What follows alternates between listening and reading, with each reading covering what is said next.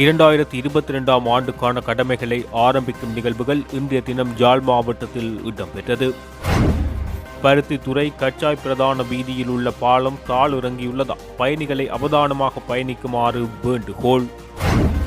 Northern தனியார் வைத்தியசாலைக்கு நீதிமன்றால் தண்டப்பணம் அறவீடு. நீர்வீழ்ச்சியில் மூழ்கிய யாழ் பெண்ணின் சடலம் மீட்பு. படுகொலை செய்யப்பட்ட இளைஞருக்கு நீதி கோரி பரந்தன் வர்த்தகர்கள் இன்று முழு கடையடைப்பு போராட்டம். கரச்சி பிரதேச சபையின் கொடி மற்றும் புத்துயிராக்கப்பட்ட சின்னம் அறிமுகம். இனப்படுகொலை செய்த அரசின் பிரதிநிதிகளை பட்ட திருவிழாவுக்கு விருந்தினராக அழைத்தமைக்கு தமிழ் தேசிய மக்கள் முன்னணி கண்டனம். 51,000 வேலையற்ற பட்டதாரிகளுக்கு இன்று நிரந்தர நியமனம். புத்தாண்டில் தனியார் துறை ஊழியர்களின் சம்பளம் அதிகரிக்குமா? வெளியான அறிவிப்பு. தலைநகரில் மண்ணெண்ணெய்க்காக நீண்ட வரிசையில் காத்திருக்கும் மக்கள். பொருட்கள் மற்றும் சேவை வரியை மீண்டும் கொண்டு வரும் கோட்டபாய அரசு. கோட்டபாயவால் வழங்கப்படவுள்ள பதவியை நிராகரித்துள்ள சமல் ராஜபக்ச. மூடப்பட்டது ஆஸ்திரேலியாவில் உள்ள இலங்கை துணை தூதரகம். வெளியாகிய காரணம். சிறையில் உள்ள ரஞ்சனுக்காக புதிய வழியில் போராட்டம் அறிவித்தார் எதிர்க்கட்சி தலைவர். தேசத்தின் நலனுக்காக அரசியல் போர் நிறுத்தத்துக்கான நேரம் இது, ஹரின் பெர்னாண்டோ தெரிவிப்பு.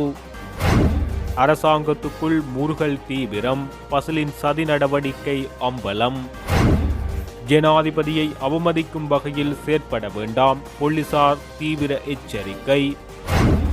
உயர்தர பரீட்சை பெறுபேறு மீளாய்வில் சிசித்தி ஏசித்தியாக மாற்றம். பல்வெட்டித்துறை பட்ட திருவிழாவை கால வரையறையின்றி ஒத்திவைக்க வேண்டும், MK சிவாஜிலிங்கம் கோரிக்கை.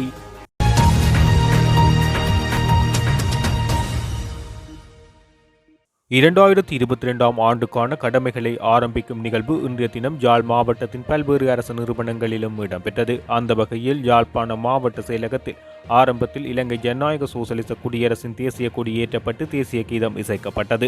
தொடர்ந்து சத்திய பிரமாணம் இடம்பெற்று மாவட்ட செயலக கேட்போர் கூடத்தில் நிகழ்வுகளும் இடம்பெற்றது. நிகழ்வில் மாவட்ட அரசாங்க அதிபர் கணபதி பிள்ளை மகேசன், மேலதிக அரசாங்க அதிபர் மா பிரதீபன், மேலதிக அரசாங்க அதிபர் S முரளிதரன், நல்லூர் சுகாதார வைத்திய அதிகாரி, மதகுருமார்கள் மற்றும் உத்தியோகத்தர்கள் என பலரும் கலந்து கொண்டிருந்தனர்.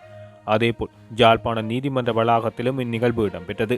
யாழ் மேல் நீதிமன்ற பதிவாளர் தலைமையில் இடம்பெற்ற சத்திய பிரமாணம் எடுக்கும் நிகழ்வின் ஆரம்பத்தில் இலங்கை ஜனநாயக சோசலிச குடியரசின் தேசிய கொடி ஏற்றப்பட்டு தேசிய கீதம் இசைக்கப்பட்டது. தொடர்ந்து சத்திய பிரமாணம் இடம்பெற்று யாழ்ப்பாண மேல் நீதிமன்ற நீதிபதி அன்னலிங்கம் பிரேம்சங்கர், யாழ்ப்பாண மாநகர சபை சுகாதார வைத்திய அதிகாரியின் சிறப்புரைகளும் இடம்பெற்றது. சுகாதார நடைமுறைகளை பின்பற்றி இடம்பெற்ற சத்திய பிரமாண நிகழ்வில் யாழ் மேல் நீதிமன்ற நீதிபதி, யாழ் மாவட்ட நீதிபதி மற்றும் ஏனைய நீதிபதிகள், சட்டத்தரணிகள் மற்றும் யாழ் நீதிமன்ற உத்தியோகத்தர்கள் கலந்து கொண்டிருந்தமை குறிப்பிடத்தக்கது. அதேபோல் வடமராட்சி கிழக்கு பிரதேச செயலகத்திலும் நிகழ்வு இடம்பெற்றது. சத்திய பிரமாண நிகழ்வு காலை 9 மணிக்கு வடமராட்சி கிழக்கு பிரதேச செயலர் கு பிரபாகர் மூர்த்தி தலைமையில் இடம்பெற்றது. முதல் நிகழ்வாக தேசிய கொடி பிரதேச செயலாளரால் ஏற்றப்பட்டது. தொடர்ந்து உறுதி பிரமாணம் எடுத்துக் கொள்ளப்பட்டது. வடமராட்சி கிழக்கு பிரதேச செயலர் பிரிவுக்குட்பட்ட உத்தியோகத்தர்கள், சமுத்தி உத்தியோகத்தர்கள் என சுமார் 250 உத்தியோகத்தர்கள் இந்நிகழ்வில் கலந்து கொண்டனர். இவ்வேளை கடும் மழைக்கு மத்தியிலும் மட்டக்களப்பு மாவட்டத்திலும் அரசு அலுவலகங்களில் இன்று 2022ஆம் ஆண்டுக்கான சத்தியப்பிரமாண நிகழ்வுகள் இடம்பெற்றது. மட்டக்களப்பு மாவட்டத்தில் உள்ள உள்ளூராட்சி மன்றங்களில் இன்றைய தினம் தேசிய கொடி ஏற்றப்பட்டு புதிய வருட கடமைகள் ஆரம்பித்து வைக்கப்பட்டது. இதன்போது நாட்டுக்காக உயிர் நீத்தவர்களின் ஞாபகார்த்தமாக 2 நிமிடம் அஞ்சலி செலுத்தப்பட்டதுடன் புதிய ஆண்டுக்கான சத்தியப்பிரமாண நிகழ்வுகள் இடம்பெற்றது. போராதிப்பு பற்றி பிரதேச சபை, மண்முனை பற்றி பிரதேச சபைகளில் இன்றைய தினம் புதிய ஆண்டு கடமையேற்பு நிகழ்வு இடம்பெற்றது. பொது சேவைகள் மாகாண சபை மற்றும் உள்ளூராட்சி அமைச்சின் 21ஆம் திகதியை சுற்றறிக்கைக்கு அமைவாக இன்று மண்முனை பிரதேச சபையின் உத்தியோகத்தர்கள், ஊழியர்கள் தங்களது கடமைகளை பொறுப்பேற்றுக் கொண்டனர். குறித்த நிகழ்வில் பிரதேச சபையின் தவிசாளர், உறுப்பினர்கள், செயலாளர், அலுவலக உத்தியோகத்தர்கள், சுகாதார தொழிலாளர்கள் உட்பட நூலகங்களின் ஊழியர்களும் கலந்து கொண்டனர். தேசிய கொடி ஏற்றப்பட்டு தேசிய கீதம் இசைக்கப்பட்டதுடன் நாட்டுக்காக உயிர் தியாகம் செய்த அனைவரையும் நினைவு கூர்ந்து 2 நிமிட மௌன அஞ்சலி செலுத்தப்பட்டது. இவ்வாண்டுக்கான அரசு சத்திய பிரமாணம் செய்யப்பட்டதுடன் தவிசாளரின் விசேட உரையும் இடம்பெற்றது குறிப்பிடத்தக்கது. இதேபோன்று போராதிவு பற்றி பிரதேச சபையில் பிரதேச சபையின் செயலாளர் தலைமையில் பதவி சத்திய பிரமாண நிகழ்வு நடைபெற்றது. பல்லாயிரக்கணக்கான மக்கள் ஒன்று கூடி பங்கேற்கும் பல்வெட்டித்துறை பட்ட திருவிழாவை கொரோனா, ஒமிக்ரோன் போன்ற பரவி வரும் தற்கால சூழ்நிலையில் காலவரையறையின்றி ஒத்திவைக்க வேண்டுமென முன்னாள் பாராளுமன்ற உறுப்பினர் M.K. சிவாஜிலிங்கம் தெரிவித்துள்ளார். பல்வெட்டித்துறையில் உள்ள அவரது அலுவலகத்தில் இடம்பெற்ற ஊடக சந்திப்பில் அவர் இதனை தெரிவித்துள்ளார். அவர் அங்கு தெரிவிக்கையில், என்னை பொறுத்தளவிலே இந்த வருடாந்த நடைபெறுகின்ற தைப்பொங்கல் தினத்தில் நடைபெறுகின்ற இந்த பட்ட போட்டியிலே 50,000க்கு மேற்பட்ட மக்கள் கலந்து கொள்கிறார்கள். இது ஒரு கலாச்சார திருவிழாவாக இருந்து வருகிறது. ஆனால் இன்றைய சூழ்நிலையிலே கொரோனா, ஒமிக்ரோன் போன்றன பரவி கொண்டிருக்கின்ற இந்த சூழ்நிலையிலே இந்த பட்ட போட்டியை நடத்த முடியாது, காலவரையின்றி ஒத்திவைக்க வேண்டும் என்ற சூழ்நிலை தான் இருக்கிறது. அது சம்பந்தமாக அந்த ஏற்பாட்டாளர்களுடன் நான் நேரிலும் தொலைபேசியிலும் பேசியிருக்கிறேன். அதை அவர்களுக்கு தெளிவாக சொல்லப்பட்டிருக்கிறது. அதையும் தொடர்ந்து அவர்கள் ஏற்பாட்டாளர்கள் நடத்துவதற்கு முற்படுபவர்களாக இருந்தால் எங்களுடைய இங்கே வல்லுட்டுத்துறை நகரத்தில் இருக்கக்கூடிய மக்கள் பிரதிநிதிகள், வல்லுட்டுத்துறை நகரசபையைச் சேர்ந்த உறுப்பினர்கள் உரிய நடவடிக்கைகளை அவர்கள் எடுக்குமாறு நாங்கள் அவர்களுக்கு ஆலோசனை வழங்கியிருக்கிறோம். அவர்களுக்கு நாங்கள் பக்கபலமாக இருப்போம். தேவைப்பட்டால் நீதிமன்றத்தின் ஊடாகவும் அந்த நடவடிக்கைகளை எடுப்போம். பருத்தித்துறை புலோலி கொடிகாமம் கச்சாய் பிரதான வீதியில் உள்ள பாலம் தாளுறங்கியுள்ளதால் பயணிகளை அவதானமாக பயணிக்குமாறு வேண்டுகோள் விடுக்கப்பட்டுள்ளது. குறித்த வீதி புதிதாக காப்பீட்டிடப்பட்டு மாகா நிறுவனத்தினால் வேலைகள் நிறைவு செய்து ஒரு வருடம் கூட கடக்காத நிலையில் பாலத்தின் ஒரு பகுதி தாளுறக்கம் ஏற்பட்டுள்ளது. இது ஒரு மாதத்துக்குள் 2வது தடவையாக இவ்வீதி தாளுறங்கியுள்ளது. வடமராட்சி தென்மராட்சி இணைக்கும் பாலத்தின் ஒரு பகுதியிலே தாளுறக்கம் ஏற்பட்டுள்ளது. நேற்று முன்தினம் தாளுறக்கம் அவதானிக்கப்பட்டுள்ள நிலையில் தற்காலிகமான தடுப்பு நிலை மேற்கொள்ளப்பட்டு ஒரு வழியூடான போக்குவரத்து இடம்பெற்று வருகின்றது. எனவே இவ்வீதியை பயன்படுத்தும் பயணிகள் மிக அவதானமாக பயணத்தை மேற்கொள்ளுமாறு கூறப்பட்டுள்ளனர். இவ்வழியினூடாக பாரபூதிகள் பயன்பாட்டை தற்காலிகமாக தடை செய்ய வேண்டும் என பொதுமக்கள் தெரிவிக்கின்றனர். யாழ்ப்பாணம் திருநெல்வேலி பரமேஸ்வரா சந்தியில் அமைந்துள்ள பிரபல தனியார் வைத்தியசாலை நொதர்ன் வைத்தியசாலையின் மருத்துவ கழிவுகள் அவ்வைத்தியசாலைக்கு அருகில் யாழ் பல்கலைக்கழகத்துக்கு மிக அருகில் ராமநாதன் வீதியில் உள்ள அவ்வைத்தியசாலைக்கு சொந்தமான வெற்றுக்காணி ஒன்றில் குவிக்கப்பட்டு அண்மையில் எரியூட்டப்பட்ட நிலையில் சம்பவம் தொடர்பில் குறித்த தனியார் வைத்தியசாலையின் மீது பொதுமக்கள் குடியிருக்கும் பகுதியில் தொற்று நோயை பரப்பும் வகையில் நோயாளிகள் பாவித்த மருந்து போத்தல்களை வீசியமை, தொற்று நோயை பரப்பும் வகையில் நோயாளிகளது டொய்லெட் பம்பர்ஸ் வீசியமை, தொற்று நோயை உருவாக்கும் வகையில் நோயாளிகள் பாவித்த ஊசிகளை வீசியமை, தொற்று நோயை உருவாக்கும் வகையில் நோயாளிகள் பாவித்த சேலையின் போத்தல்களை வீசியமை, தொற்று நோயை உருவாக்கும் வகையில் நோயாளிகளுக்கு பாவித்த இரத்த பரிசோதனை குப்பிகளை வீசியமை, சத்திர சிகிச்சை கையுறை மற்றும் அங்கிகளை வீசியமை, தொற்று நோயை பரப்பும் வகையில் ரெஜிபோம் மற்றும் படுக்கை மெத்தைகளை வீசியமை ஆகிய 7 குற்றச்சாட்டுகள் யாழ்ப்பாண நீதவான் நீதிமன்றத்தில் யாழ் மாநகர சபை வைத்திய அதிகாரி பிரிவினால் வழக்கு தாக்கல் செய்யப்பட்டது. இவ்வழக்கு இன்றைய விசாரணைக்கு எடுக்கப்பட்ட நிலையில் குறித்த ஒவ்வொரு குற்றச்சாட்டுகளுக்கும் தலா 10,000 ரூபாய் தண்டம் விதிக்கப்பட்டதுடன் மொத்த தண்டப்பணமான 70,000 ரூபாவினை செலுத்தாதபடி 1 மாதம் சிறை தண்டனை அனுபவிக்க நேரிடும் என தெரிவிக்கப்பட்டதுடன் குறித்த சம்பவம் தொடர்பில் கடுமையான எச்சரிக்கையும் விடுக்கப்பட்டது. எல்ல நீர்வீழ்ச்சியில் நீராட சென்று உயிரிழந்த 3 சடலங்கள் மீட்கப்பட்டுள்ளது. ஜாழ்ப்பாணத்திலிருந்து வெள்ளவத்தைக்கு சென்றவர்கள் கடந்த வியாழக்கிழமை உறவினர்களுடன் எல்ல நீர்வீழ்ச்சிக்கு நீராட சென்றுள்ளனர். திடீரென பெய்த கடும் மழையினால் நீர்வீழ்ச்சியின் நீர்மட்டம் அதிகரித்தமையினால் நீராடிக் கொண்டிருந்த 6 நபர்கள் நீரில் அடித்து செல்லப்பட்டனர். எனினும் அந்த பகுதி மக்களால் 3 பேர் காப்பாற்றப்பட்டனர். ஒரு பெண்ணும் 2 சிறுமிகளும் நீரில் அடித்து செல்லப்பட்டனர். உயிரிழந்த சிறுமி 16 வயதுடைய எட்மன் ஜேபதாஸ் உசாரா என அடையாளம் காணப்பட்டார். மேலும் காணாமல் போன 2 நேற்று முன்தினம் சடலங்களாக மீட்கப்பட்டுள்ளனர். பருத்தித்துறையைச் சேர்ந்த 14 வயதான எட்மன் ஜேபதாஸ் மிதுர்சா மற்றும் 29 வயதான பேவனி ஜேசுதாஸ் ஆகியோர் சடலங்களாக மீட்கப்பட்டுள்ளனர். கிளிநொச்சி பரந்தன் சந்தி பகுதியில் புத்தாண்டு தினமான 1ஆம் திகதி இரவு கூறிய ஆயுதத்தால் குத்தி குணரட்னம் காத்தீபன் என்னும் 24 வயதுடைய இளைஞர் படுகொலை செய்யப்பட்டதோடு மேலும் ஒருவர் படுகாயமடைந்த நிலையில் வைத்தியசாலையில் சிகிச்சை பெற்று வருகின்றார். இந்நிலையில் படுகொலை செய்யப்பட்ட இளைஞருக்கு நீதி கோரி பரந்தன் வர்த்தகர்கள் இன்று முழு கடையடைப்பு போராட்டம் ஒன்றை முன்னெடுத்தனர். இந்த சம்பவத்துடன் தொடர்புபட்ட எவருமே இதுவரை கைது செய்யப்படவில்லை எனவும் கொலையாளிகள் ஏற்கனவே பல்வேறு குற்ற செயல்களுடன் தொடர்புபட்டதுடன் போலீசாருடன் நெருங்கிய தொடர்புகளை கொண்டவர்களாக உள்ளதாகவும் உறவுகள் ஆதங்கம் தெரிவித்துள்ளனர். இந்நிலையில் உயிரிழந்த இளைஞனின் மரணத்துக்கு நீதி வேண்டியும் கொலையுடன் தொடர்புபட்டோரை கைது செய்யுமாறும் கோரிக்கை விடும் வகையில் பரந்தன் வர்த்தகர்கள் தமது வர்த்தக நிலையங்களை மூடி கதவடைப்பு போராட்டத்தை இன்றைய தினம் முன்னெடுத்தனர். கரச்சி பிரதேச சபையின் கொடி மற்றும் புத்துயிராக்கப்பட்ட சின்னம் இன்று அறிமுகம் செய்து வைக்கப்பட்டது. குறித்த நிகழ்வு இன்று காலை 9:15 மணியளவில் கரச்சி பிரதேச சபையின் தவிசாளர் அருணாசலம் வேலமாளிகன் தலைமையில் இடம்பெற்றது. தேசிய கொடி ஏற்றப்பட்டு அரச உத்தியோகத்தர்கள் உறுதிமொழி எடுக்கும் நிகழ்வினை தொடர்ந்து குறித்த நிகழ்வு ஆரம்பமானது. இதன்போது மங்கள விளக்கேற்றப்பட்டு தொடர்ந்து கரச்சி பிரதேச சபையினால் முதலாக அறிமுகப்படுத்தப்பட்ட கரச்சி பிரதேச சபை கொடி தவிசாளர் வேலமாளிகனால் ஏற்றி வைக்கப்பட்டது. தொடர்ந்து கரச்சி பிரதேச சபைக்கான சின்னம் மறுசீரமைக்கப்பட்டு இன்று அறிமுகம் செய்து வைக்கப்பட்டது. குறித்த சின்னத்தினை பாராளுமன்ற உறுப்பினர் எஸ். ஸ்ரீதரன் திரைநீக்கம் செய்து திறந்து வைத்தார். தொடர்ந்து அரங்க நிகழ்வுகள் இடம்பெற்றது. கரச்சி பிரதேச சபை மண்டபத்தில் இடம்பெற்ற நிகழ்வில் விருந்தினர்கள் உரையாற்றினர். தொடர்ந்து கர்ப்பிணி தாய்மாருக்கான சத்துணவு பொதிகளும் சனசமூக நிலையங்களுக்கான பணத்தொகைகளும் வழங்கி வைக்கப்பட்டிருந்தமை குறிப்பிடத்தக்கது. குறித்த நிகழ்வில் பாராளுமன்ற உறுப்பினர் ஸ்ரீதரன், தவிசாளர் வேலமாளிகன், உதவி தவிசாளர், பிரதேச சபை உறுப்பினர்கள், பிரதேச சபை செயலாளர் திலீபன், பிரதேச சபை உத்தியோகத்தர்கள் என பலரும் கலந்து கொண்டிருந்தனர்.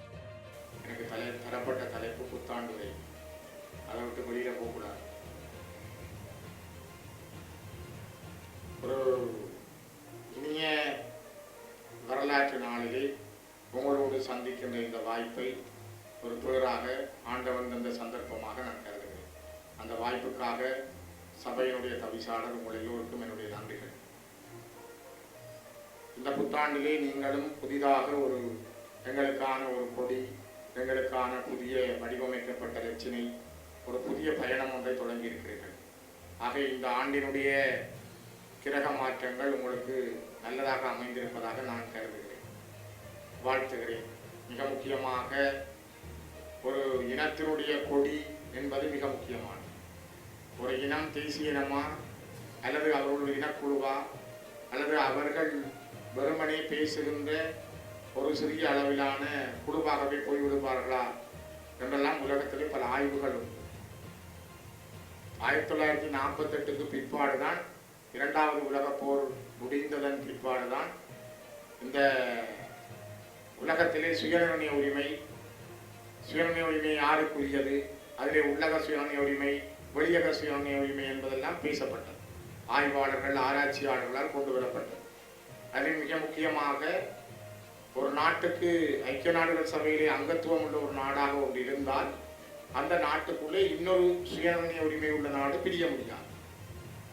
ஏனென்றால் அவர்கள் அந்த ஐக்கிய நாடுகள் சபையிலே அங்கத்துவம் பெற்றிருந்தால் அதுதான் அவருடைய சுயநிர்ணய உரிமை, அவருடைய தாயகம், அதுதான்.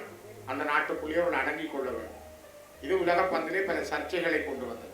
பல்வேறுபட்ட மொழி பேசுகின்ற மக்கள் வாழுகின்ற, பல கலாச்சாரம் உள்ள, பல தேசிய இனங்கள் இணைந்த நாடுகள் உலகத்திலே உண்டு. இலங்கையிலே மரபுவழி தாயக அடிப்படையில் நிலத்தின் அடையாளத்தை கொண்டவர்கள் தமிழர்கள். எங்களுக்கான மரபுவழி தாயகம், பூர்வீக வரலாற்று வழி நிலம் எங்களுக்கு உண்டு. நாங்கள் வந்தது குடிகள் அல்ல. சிலர் அதை வித்தியாசமாக பார்த்திருப்பார்கள். நாங்கள் இந்தியாவிலே இருந்து வந்தவர்கள் அல்லது இந்திய தொப்புள் கொடி உறவு கொண்டவர்கள். எங்களில் இருந்துதான் இந்தியாவிலே சென்று திருமணம் செய்த வகைகளால் இந்தியாவுக்கும் எங்களுக்கும் இடையிலே அந்த தொப்புள் கொடி உறவு உண்டு. ஆனால் ஈழத்து மண்ணிலே நாங்கள் பஞ்ச ஈச்சரங்கள் வைத்து இலங்கையிலே முதல் தோன்றிய மூத்த குடிகளாக நாங்கள் வாழ்ந்தோம். ஆகவே எங்களுக்கான இந்த நில அடையாளம், நாங்கள் பேசுகின்ற செம்மொழிகளில் உலகத்திலே இன்றும் பாடுகின்ற எல்லா மொழிகளுக்கும் தாய்மொழியான 6 மொழிகளில் செம்மொழியான தமிழ் மொழி, அந்த மொழியை அடிப்படையாக கொண்ட இனம் நாங்கள். அதனால் எங்களுக்கான மொழி அடையாளம் நிலையானதும் நீடித்து நிலைக்கக்கூடியதும் அழிக்கப்பட முடியாததும். இப்போ மொழி அடையாளத்தை கொண்டவர்கள் நாங்கள். பண்பாடு, கலாச்சாரம், எங்களுக்கான உடை, நாங்கள் எங்களுடைய கலாச்சார அடையாளங்கள், பண்பாடுகள், நாங்கள் புலம்புகின்ற விடயங்கள், ஒரு பண்டிகைகளை கொண்டாடுகின்ற விடயங்கள், ஒரு விழாவை நடாத்துகின்ற விடயங்கள், எல்லாவற்றிலையும் எங்களுக்கு ஒரு ஒழுங்குமுறை உண்டு. அந்த ஒழுங்குமுறையும் நெறிப்படுத்தலும் ஒரு இனத்தினுடைய மிகப்பெரிய அடையாளமாக கொள்ளப்படுகிறது. அதனால்தான் நிலம், மொழி, பண்பாடு கொண்ட தமிழ் தேசிய இனம் இந்த மண்ணிலே ஒரு அடையாளத்தை கொண்டது. அந்த அடையாளம் கரச்சி பிரதேச சபை இழந்துவிடக்கூடாது என்ற அடிப்படையில் தான் நீங்கள் இன்று உங்களுக்கான கொடியை நிலையானதாக வரைந்திருக்கிறீர்கள். கொடியோடு சேர்ந்து உங்களுக்கான லட்சணை திருத்தப்பட்டிருக்கிறது, ஒரு நிலையான லட்சணை வரையப்பட்டிருக்கிறது. மிகப்பெரிய உன்னதமான பணி. அதனை நான் மிகவும் இம்முறை பல்பட்டித்துறை பட்ட திருவிழாவுக்கு இனப்படுகொலை செய்த அரசின் பிரதிநிதிகளை அழைக்கும் முயற்சிக்கு தமிழ் தேசிய மக்கள் முன்னணி தனது கண்டனத்தை வெளியிட்டுள்ளது. இது தொடர்பான அறிக்கை ஒன்றை வெளியிட்டுள்ள தமிழ் தேசிய மக்கள் முன்னணி அறிக்கையில் பல்பெட்டித்துறை மண்ணில் இதுவரை காலமும் தமிழர் பண்பாட்டை பிரதிபலிக்கும் வகையில் பட்ட திருவிழா மிக சிறப்பாக நடாத்தப்பட்டு வந்தது. ஆனால் பலமைக்கு மாறாக இவ்வாண்டு தமிழின விரோத சக்திகளின் வழி நடத்துதலில் தமிழினத்தின் வாழ்வுரிமையை சிதைத்த இனவழிப்பு அரசின் பிரதிநிதிகளை விருந்தினர்களாக்கி அவர்களின் பங்கு பெற்றலுடன் இவ்விழாவை நடத்த முற்பட்டுள்ள அரச முகவர்களின் சதி முயற்சிக்குள் ஏற்பாட்டு குழுவினரை சிக்க வைத்துள்ள இந்த செயற்பாடானது தமிழின பண்பாட்டு அளிப்பின் தொடர் முயற்சியாகும். இவ்வாறு தமிழின பண்பாட்டு அளிப்பின் தொடர் முயற்சியின் அங்கமாக இப்பட்ட திருவிழா நிகழ்வு நடைபெறுமாயின் தமிழின வரலாற்றின் கரைபடிந்த நிகழ்வாகவே எதிர்வரும் காலங்களில் இந்நிகழ்வு வரலாற்றில் பதியப்படும். தமிழர் வரலாற்றில் பின்னி பிணைந்த பாரம்பரிய நிகழ்வான பட்ட திருவிழாவில் இவ்வாறான கரைபடிந்த வரலாற்று தவறை மேற்கொள்ள துணை போக வேண்டாம் என விழாவின் ஏற்பாட்டாளர்களை தமிழ் தேசிய மக்கள் முன்னணி வேண்டி நிற்கின்றது. தமிழ் மக்களுக்கு எதிரான பேரினவாத ஒடுக்குமுறை இனப்படுகொலையாக விஸ்வரூபம் எடுத்த போது சிங்கள தமிழ் தேசிய இனங்கள் மத்தியில் முரண்பாடுகள் முற்றியது.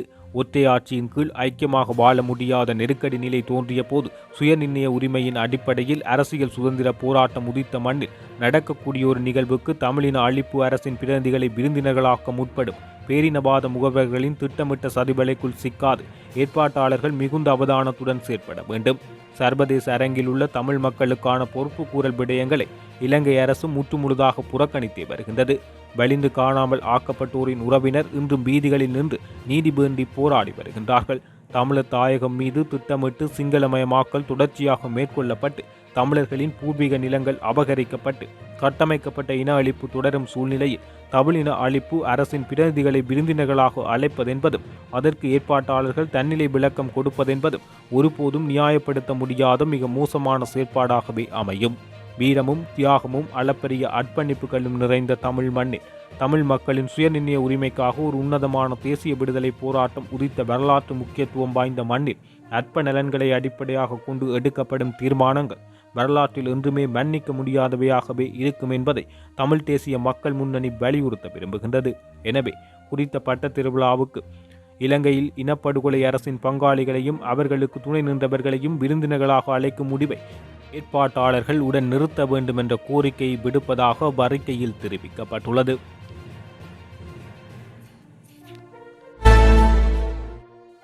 தனியார் துறையினரின் சம்பளத்தை அதிகரிப்பது தொடர்பில் கலந்துரையாடல் இடம்பெறுவதாக தொழில்துறை அமைச்சர் நிமல் சிறிபால டி சில்வா தெரிவித்துள்ளார்.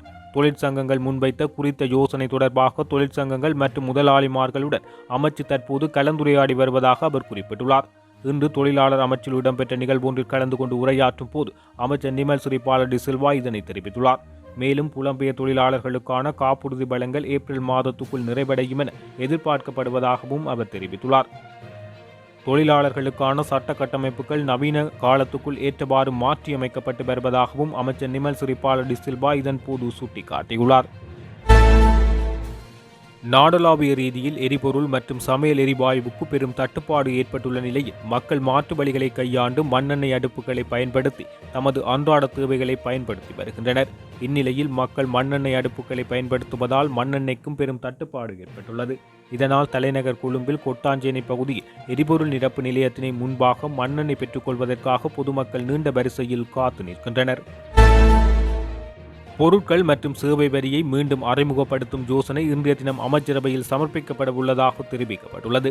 இதனைத் தவிர தற்போது 15% இருக்கும் பெறுமதி சேர் வரியை 18% மேலும் 3 வீதத்தில் அதிகரிக்கவும் யோசனை அமைச்சரவையில் தாக்கல் செய்யப்பட உள்ளது. நிதியமைச்சர் பசுல் ராஜபக்ச அமைச்சரவைக்கு இந்த யோசனையை தாக்கல் செய்ய உள்ளதாக தெரிவிக்கப்பட்டுள்ளது.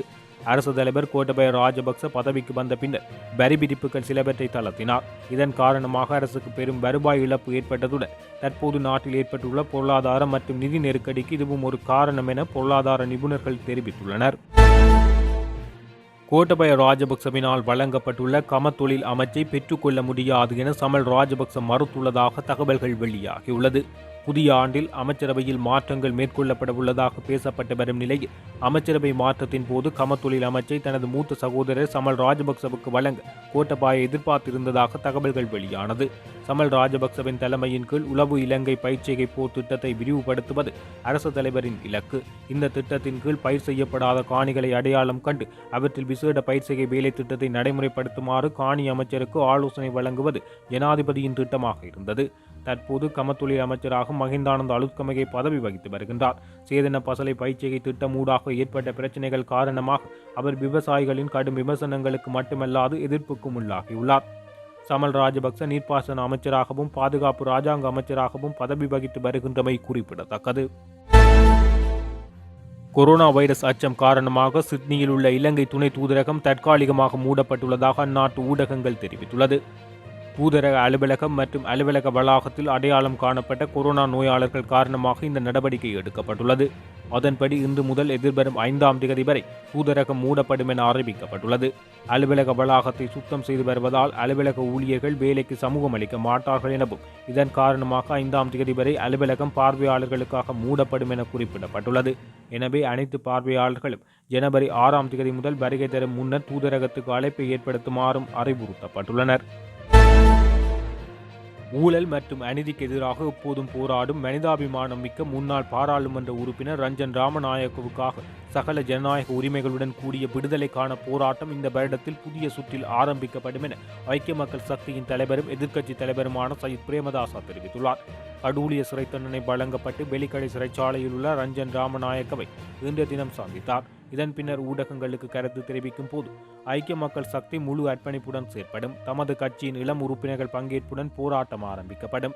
ரஞ்சன் ராமநாயக்கவை விடுதலை செய்யுமாறு தாம் பல தடவைகள் ஜனாதிபதியிடம் கோரிக்கை விடுத்தும் பல சந்தர்ப்பங்களில் வாய்மொழி மூலமாக சாதகமான பதில்கள் கிடைத்தது. ஆனால் அது இன்று வரை நடைமுறையில் செயல்முறைப்படுத்தப்படாதது வருத்தம் அளிக்கின்றது என அவர் மேலும் தெரிவித்துள்ளார். அரசாங்கத்துடன் இணைந்து தற்போதைய பொருளாதார நெருக்கடியில் இருந்து நாட்டை இழுக்க அனைத்து அரசியல் கட்சிகளும் கூட்டு முயற்சியில் ஈடுபடும் நேரம் இது என பாராளுமன்ற உறுப்பினர் ஹரின் பெர்னாண்டோ தெரிவித்துள்ளார். முன்னாள் பாராளுமன்ற உறுப்பினர் ரஞ்சன் ராமநாயக்கவை சிறைச்சாலையில் சென்று சந்தித்ததன் பின்னர் ஊடகவியலாளர்களிடம் கருத்து வெளியிடும் போது ஹரின் பெர்னாண்டோ இதனை தெரிவித்துள்ளார். அனைத்து அரசியல் கட்சிகளும் அரசியல் போர் நிறுத்தத்துக்கு சென்று தேசத்தின் நலனுக்காக பொதுவான திட்டத்தின்படி செயல்பட வேண்டிய நேரம் இது. அனைத்து அரசியல் கட்சிகளும் ஒன்றிணைந்து குறைந்தபட்சம் 10 ஆண்டுகளுக்கு நாட்டை நடத்துவதற்கான கூட்டு திட்டத்தை தொடங்க வேண்டும் என இதன் போது தெரிவித்துள்ளார். தனது யோசனையை அரசாங்கம் வரவேற்குமா என தெரியவில்லை. அதனால் தேசத்தின் நலனுக்காக அனைத்து கட்சிகளும் ஒன்றிணைய வேண்டும் என்றுதான் நினைப்பதாகவும் நாம் அரசியலில் ஈடுபடுவதற்கு ஒரு நிலையான தேசம் இருக்க வேண்டும் என இதன் போது அவர் தெரிவித்துள்ளார். பிரதமர் பதவியை தனதாக்கும் நோக்கில் சமகால நிதியமைச்சர் பசுல் ராஜபக்ச சதி நடவடிக்கையில் ஈடுபட்டுள்ளதாக தகவல்கள் வெளியிடப்பட்டுள்ளது. அமெரிக்கா சென்றிருந்த பசில் நாடு திரும்பியுள்ள நிலையில் தன்னை பிரதமராக்க வேண்டும் என்ற பிரச்சாரத்தை முன்னெடுத்துள்ளதாக குறிப்பிடப்பட்டுள்ளது. பிரதமர் மஹிந்த ராஜபக்சவை நீக்கிவிட்டு தன்னை பிரதமராக்க வேண்டும் என பசில் அரசாங்கத்துக்குள் பிரச்சாரத்தை ஆரம்பித்துள்ளார் என தகவல்கள் வெளியாகியுள்ளது. அமைச்சரவையில் சில மாற்றங்கள் மேற்கொள்ள வேண்டும் என பசில் விடுத்த கோரிக்கைக்கு அமைய விரைவில் அதற்கான நடவடிக்கைகள் எடுக்கப்பட உள்ளது. ராஜாங்க அமைச்சர்களுக்கு மேலதிக பொறுப்புகள் வழங்கப்பட உள்ளது எனவும் ராஜாங்க அமைச்சர்களின் கீழ் வரும் திணைக்களங்களில் மாற்றங்கள் இடம்பெறலாம் என தெரிவிக்கப்படுகின்றது. முக்கிய நிர்வாக அதிகாரிகளின் பதவிகளிலும் மாற்றங்கள் ஏற்படலாம் எனவும் ஜனாதிபதியின் செயலாளர் பி ஜெயசுந்தரவின் பதவியில் மாற்றங்கள் ஏற்படலாம் எனவும் தகவல்கள் வெளியானது. பி ஜெயசுந்தரம் 31ஆம் தேதியுடன் தனது பதவியை ராஜினாமா செய்கின்றார். இந்நிலையில் நிதியமைச்சின் ஆலோசகராக நியமிக்கப்பட உள்ளதாக தெரிவிக்கப்படுகின்றது. அரசியல் பொருளாதார நெருக்கடிக்கு தீர்வை காண்பதற்காக தற்போதைய முழு அமைப்பு முறையிலும் மாற்றங்கள் செய்யப்படலாம் என தகவல்கள் வெளியாகியுள்ளது. இதேவேளை பிரதமர் பதவியில் இருந்து தான் விலக வேண்டிய எந்தவொரு அவசியமும் இல்லை என ஊடகங்களில் போலியான தகவல்கள் பரப்பப்பட்டு வருவதாகவும் பிரதமர் மஹிந்த ராஜபக்ச ஊடகம் ஒன்றுக்கு கருத்து வெளியிட்டிருந்தமையும் குறிப்பிடத்தக்கது. ஜனாதிபதியை அவமதிக்கும் வகையில் சமூக ஊடகங்களிலோ அல்லது வேறு ஊடகங்களிலோ அறிக்கைகளை வெளியிடவோ அல்லது பரிமாறிக்கொள்ளவோ முடியாது என போலீஸ் ஊடக பேச்சாளர் சிரேஷ்ட போலீஸ் அத்தியகச்சர் நிகால் தல்தூவ தெரிவித்துள்ளார். அவ்வாறு செய்பவர்களுக்கு எதிராக சட்ட நடவடிக்கை எடுக்க போலீசாருக்கு அதிகாரம் உண்டு என குறிப்பிட்டுள்ளார். ஜனாதிபதியை அவமதிக்கும் வகையில் குழு ஒன்றுக்கு வழங்கிய கருத்து பரிமாற்றம் தொடர்பில் குற்றப்புலனாய்வு பிரிவினர் தம்மிடம் விசாரணை நடத்தியதாக ஊடகவியலாளர் மாநாட்டில் பெண்ணொருவர் தெரிவித்த கருத்து தொடர்பில் பேசிய போதே அவர் இதனை தெரிவித்துள்ளார். சமூக ஊடகங்களில் பகிரப்பட்ட புகைப்படம் ஒன்று பகிரப்பட்டது தொடர்பாக தன்னிடமிருந்து குற்றப்புலனாய்வு பிரிவினர் வாக்குமூலம் பெற்றுள்ளதாக அப்பெண் தெரிவித்துள்ளார். கல்வி பொதுத்தராதர உயர்தர பரீட்சை பெறுபேறுகளில் மீளாய்வின் பின்னர் அண்மையில் பெறுபேறுகள் வெளியிடப்பட்டது. இதன்போது கணித பாடத்தில் சி சித்தி பெற்றுக் கொண்டிருந்த மாணவன் ஒருவனின் பெறுபேறு ஏ சித்தியாக மாற்றம் பெற்றுள்ளது. கண்டி தர்மராஜ கல்லூரியை சேர்ந்த ருசிதர திசங்க அபேபத்தன என்ற மாணவனின் பெறுபேறே இவ்வாறு மாற்றம் பெற்றுள்ளது. கணித பிரிவில் குறித்த மாணவன் உயர்தர பரீட்சைக்கு தோற்றியிருந்தார். குறித்த மாணவன் ரசாயனவியல் மற்றும் பௌதிகவியல் ஆகிய பாடங்களில் ஏசித்திகளை பெற்றிருந்தார். எனினும் கணித பாடத்தில் அவருக்கு சிசிடிஏ கிடைக்கப்பெற்றது. இதன்படி குறித்த மாணவனின் சற்புள்ளி 2.0084ஆகவும் மாவட்ட நிலை 68ஆகவும் தேசிய ரீதியில் 966 இடமாக காணப்பட்டது. பரீட்சை பெறுபேறு மீளாய்வு உட்படுத்தப்பட்டதன் பின்னர் கணித பாட பெறுபேறு சியில் இருந்து ஏ ஆக மாற்றம் பெற்றது. இதன்படி மாணவரின் சற்புள்ளி 2.5538ஆகவும் மாவட்ட நிலை 12ஆகவும் அகில இலங்கை நிலை 124ஆகவும் மாற்றம் பெற்றுள்ளது. இந்த பரீட்சை பெறுபேறு சமூக ஊடகங்களில் பெரும் பேசுபொருளாக மாற்றம் பெற்றுள்ளது. பரீட்சை பெறுபேறுகளை மீளாய்வு செய்வதற்காக சுமார் 48,000 மாணவ மாணவியர்களின் விண்ணப்பம் செய்தனர் எனவும் இதில் 329 மாணவ மாணவியரின் பெறுபேறுகளில் மாற்றம் ஏற்பட்டுள்ளது என பரீட்சைகள் திணைக்களத்தின் ஆணையாளர் நாயகம் LMD தர்மசேன தெரிவித்துள்ளார்.